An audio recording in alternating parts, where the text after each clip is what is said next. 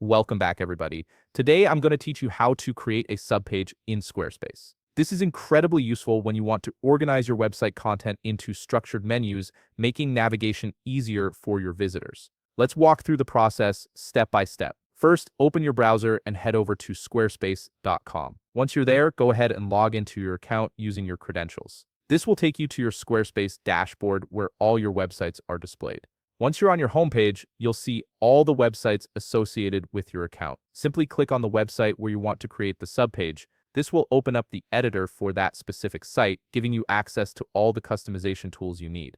Now look over to the left side of your screen. You'll see a menu with several options.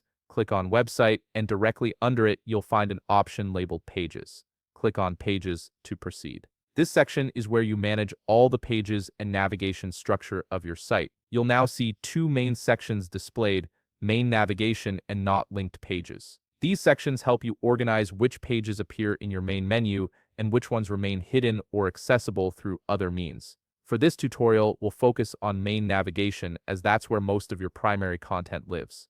To add a subpage, click the plus icon. This will open up a menu on the left side showing different page types you can add. Scroll down through the options until you find dropdown.